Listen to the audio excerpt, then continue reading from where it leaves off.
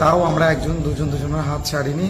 আজকে এটা দু ফ্যামিলি থেকে আমাদের মেনে নিয়েছে, বলছে তোমরা যাকে ভালোবাসো, যার সাথে সুস্থ থাকতে চাও, তোমরা নিজেরা জীবনযাপন যাদের সাথে থাকতে চাও, নিজেদের লাইফ নিজেরা বেছে নাও, ভালোভাবে থাকো, এইটুকুনি। কিন্তু কারো মুখ কালাকালি করো না, বা ফ্যামিলিরও তো ফ্যামিলি বলেছে ফ্যামিলির তরফ থেকে যেন কোনো বাজে সিক্রেট যেন ফ্যামিলির দিকে না যায়, বা আমরা দুজন একসাথে থাকি। এই আজ কতটা খুশি?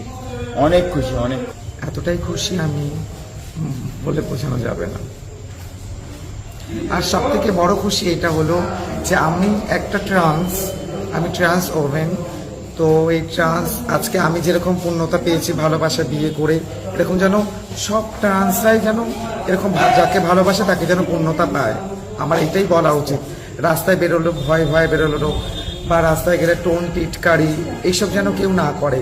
আমরা মানুষ, সবাই মানুষ, ভালোবাসার অধিকার সবার রয়েছে। তাই আমরা ভালোবেসে একে অপরের সাথে আজকে সারা জীবন থাকবো বলে দুজনের হাত একসাথে হয়েছে। খুব ভালো লাগছে। এটা আমার আজকের দিনের আরমান না, 9 বছর ধরে আরমানটা আজকে আমার পূরণ হয়েছে। আমি খুব খুশি, কি বলে বোঝানো যাবে না, এতটা খুশি আছে আজকের দিনে। আমি এর জন্য অনেক রকম বাধা বিপদ অনেক কিছু করেছি। আমি 27টা মাস রিহ্যাব কেটেছি ওর জন্যে, ওর থেকে আলাদা করার জন্য। তাও আমাকে ওর কাছ থেকে আলাদা করাতে পারেনি। মানে কেন ওর কাছ থেকে আলাদা করানোর জন্য, হ্যাঁ, কারণ ফ্যামিলি চাইতো না, ঠিক আছে, একটা সময়। তারপর একটা সময়ের পর মেনে নিয়েছে সবই। তখন আমরা সিদ্ধান্ত নিয়েছি যে বিয়ে করবো দুজন, ফ্যামিলি সবাই রায় দিয়েছে।